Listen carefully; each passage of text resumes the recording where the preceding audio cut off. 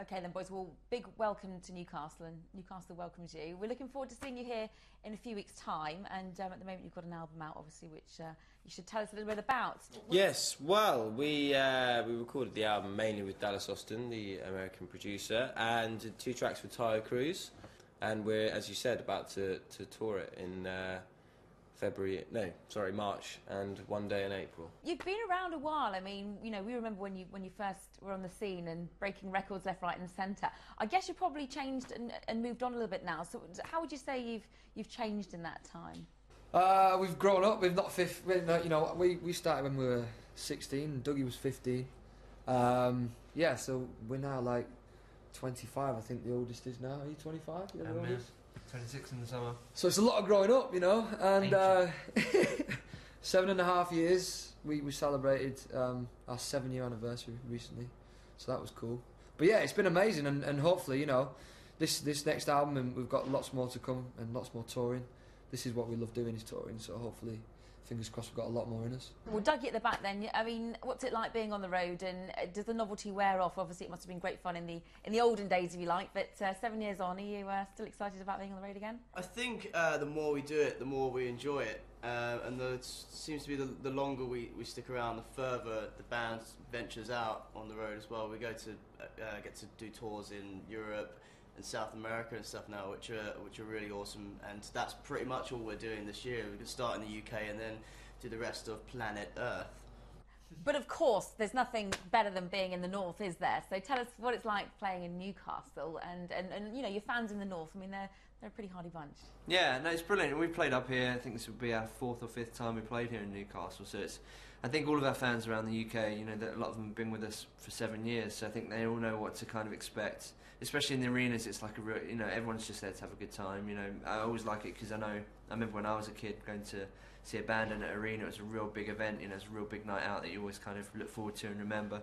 So I like, you know, providing the entertainment for families that come out that night. And it will be full, and then you rock the house, I'm sure. Yeah, no, it'll be really good fun. Good. Okay, we've got some questions specifically for some viewers now. If you don't mind, we'll just kind of rattle through them. We've got about 10. Okay. So, Michael Lowry asks, what made you guys decide to create Super City and be different from any other bands? Well, it started with a small idea, really. Like, we just wanted to revamp our website and just have a bit of a redesign, because we weren't happy with it. And, you know, one thing kind of led to another, and we ended up, you know, trying to make this really ambitious site, which no other band kind of had. And we knew, like, it's so important now, you know, websites and the whole online world, it's so important for a band in the music business. So we knew we wanted to do something that was completely different. And we didn't want to need to rely on things like Twitter and Tumblr and Facebook. We wanted to have our own place that was just exclusively for McFly fans. Super. Tom Campbell from Redbridge asks, did you get the idea for your Super City site from Angels and Airwaves Mod Life site? Do you think that that's the future of music? Yeah, we took references from a lot. There was Angels and Airwaves, Prince's site. There's a lot of subscription sites that we kind of looked at, and but I think, you know, we wanted to take it, you know, further than that, and have, you know, not just a website, but it was almost like a cross between a website and a video game, and we're very lucky with the relationship we have with Universal to be able to give you know, so much access into our, not just our music, but into our lives, and give them the sort of the best opportunities to our subscribers. Super. David from Middlesbrough asks, how did it feel to take part with Darren Brown in his show Enigma? That was awesome. That was awesome. Yeah, we'd wanted to do something with him for ages. We're big fans of his, and we got asked by, you know, our TV people saying, so is there anything in particular you guys would like to do? And we said, oh, we'd love to do something with Darren Brown, and we got to be involved in his show Enigma, and it was amazing. Yeah. Super. Johnny Wilkinson from Ingleby Bar. Johnny Wilkinson. Yeah. England There's rugby. more than one, yeah, believe me, there's more than one. He says, if you weren't pop stars, what would you be doing with yourselves right now? Wow. I'd probably still be in college trying to be a producer or something. Still music, though? Yeah, I think I'd be doing music or a try-hard footballer. It was football and music for me. Oh, okay. Well, at least you cracked one of them. Yeah, exactly. Matthew Slack from Alnwick asks, where do you see yourself in 5 years' time? Who knows? I mean, I think we kind of just take every year as it comes, really. We're always really ambitious, and you know, every album, and we always end up coming up with some wacky, crazy idea of, you know, what we want to do.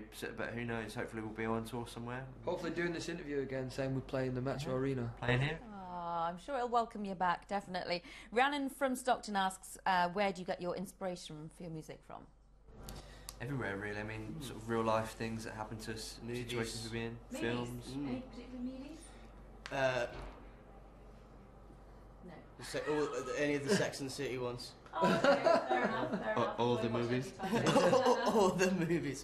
Pornos. Alison Dodds asks, would any of you guys follow suit with other pop stars and do a stint at West End? Yeah, I'd love to do that. Yeah, Yeah, which it's a kind big of ambition. roles do you fancy?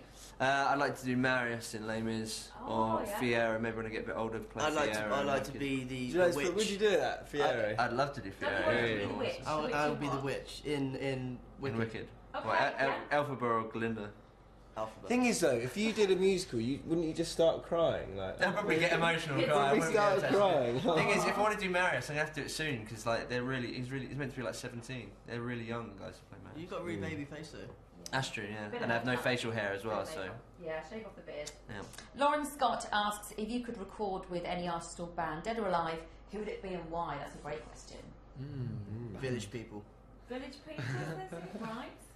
The Beatles would be pretty sweet. I think they're the best band ever What's your ever favourite to Beatles have song? lived. What's your favourite Beatles? Don't have a favourite Beatles song. They're They just all love. incredible. It's impossible. Yeah, Paul McCartney would be incredible.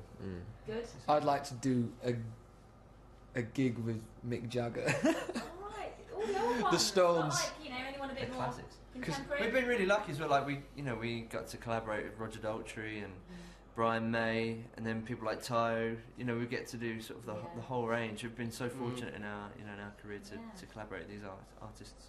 Good. Lucy Sim in Berkeley asks, what has been your proudest moment so far? That's a nice question.